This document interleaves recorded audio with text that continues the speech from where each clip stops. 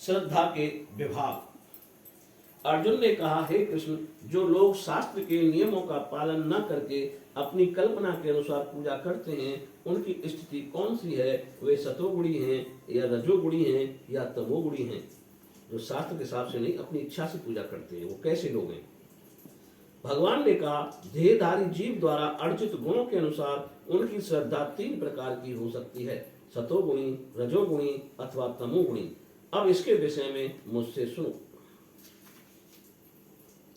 हे भरतपुत्र, विभिन्न गुणों के अंतर्गत अपने अपने अस्तित्व के अनुसार मनुष्य एक विशेष प्रकार की श्रद्धा विकसित करता है। अपने द्वारा अर्जित गुणों के अनुसार ही जीव को विशेष श्रद्धा से युक्त कहा जाता है।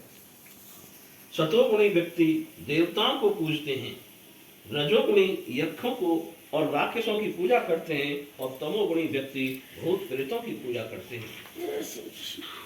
जो लोग दम्भ तथा अहंकार से अभिभूत होकर शास्त्र विरुद्ध कठोर तपस्या और व्रत करते हैं, जो काम तथा आसक्ति द्वारा प्रेरित होते हैं, जो मूर्ख हैं तथा जो शरीर के भौतिक तत्वों को तथा शरीर के भीतर स्थित परमात्मा को कष्ट पहुंचाते हैं, वे असुर कहे जाते हैं।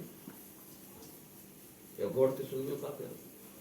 जो लोग दम्भ तथा अहंकार से अभिभूत होकर शास्त्र विरुद्ध कठोर तपस्या और व्रत करते हैं, जो अहंकार में आता है, जो काम तथा आसक्ति द्वारा प्रेरित होते हैं, जो मूर्ख हैं तथा जो शरीर के भौतिक तत्वों का तथा शरीर के भीतर स्थित परमात्मा को कष्ट पहुंचाते हैं, वे असुर कहे जाते हैं। व्रत भी वैसे रहना चाहिए, भीतर परमात्मा को कष्ट होता है, व्रत रहना, घमंड से व्रत नहीं रहना चाहिए। व्रत का मतलब है अपना सही काम करना चाहिए, काम क्रोध नहीं करना चाहिए। और लोग यहाँ तक कि प्रत्येक व्यक्ति जो भोजन पसंद करता है, वह भी प्रकृति के गुणों के अनुसार 3 प्रकार का होता है।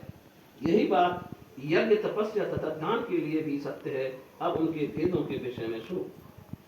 जो भोजन सात्विक व्यक्तियों को प्रिय होता है, वह आयु बढ़ाने वाला, जीवन को शुद्ध करने वाला तथा बल, स्वास्थ्य, सुख तथा तृप्ति प्रदान करने वाला होता है। ऐसा भोजन रस में स्निग्ध, स्वास्थ्यप्रद तथा हृदय को भाने वाला होता है।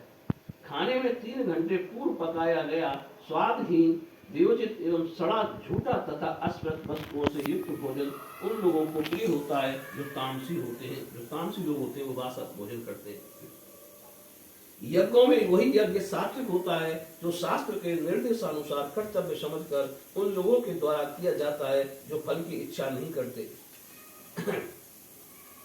3 घंटा पहले पकाया हुआ भोजन नहीं करना चाहिए। लेकिन हे भरत श्रेष्ठ, जो यज्ञ किसी भौतिक लाभ के लिए या गर्ववश किया जाता है, उसे तुम तामसी जानो। जो यज्ञ शास्त्र के निर्देशों की अवहेलना करके प्रसाद वितरण किए बिना, वैदिक मंत्रों का उच्चारण किए बिना, पुरोहितों को दक्षिणा दिए बिना तथा श्रद्धा के बिना संपन्न किया जाता है, वह तामसी माना जाता है। परमेश्वर, ब्राह्मणों, गुरु, माता पिता जैसे गुरुजनों की पूजा करना तथा पवित्रता, सरलता, ब्रह्मचर्य और अहिंसा ही शारीरिक तपस्या है। सच्चे भाने वाले, हितकर तथा अन्यों को क्षुब्ध न करने वाले वाक्य बोलना और वैदिक साहित्य का नियमित पारायण करना, यही वाणी की तपस्या है।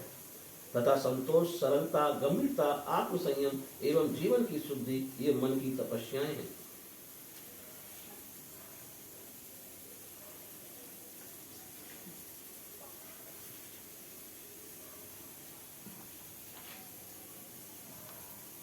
जो तपस्या दम पूर्वक तथा सम्मान, सत्कार एवं पूजा कराने के लिए संपन्न की जाती है, वह राजसी, रजोगुणी कहलाती है। यह ना तो स्थायी होती है न शाश्वत।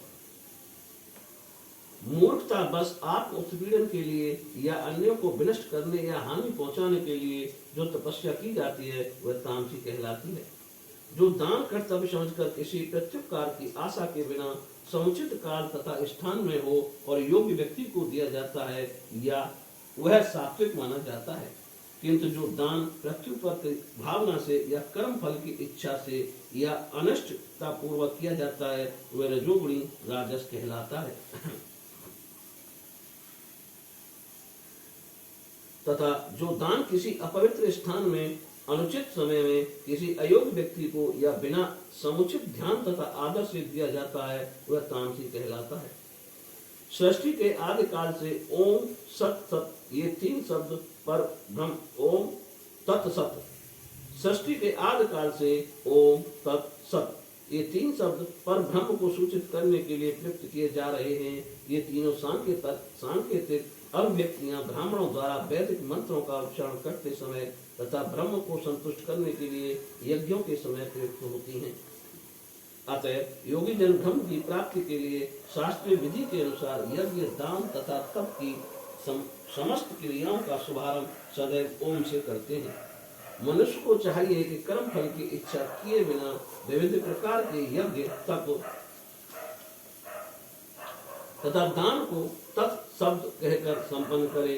ऐसी दिव्य क्रियाओं का उद्देश्य भव बंधन से मुक्त होना है। परम सत्य भक्ति में यज्ञ का लक्ष्य है और उसे सत्य शब्द से अभिहित किया जाता है। हे प्रतापपुत्र, ऐसे यज्ञ का संपन्न करता भी सत्य कहलाता है। जिस प्रकार यज्ञ तप तथा दान के सारे कर्म भी जो परम पुरुष को प्रसन्न करने के लिए संपन्न किए जाते हैं सत्य हैं।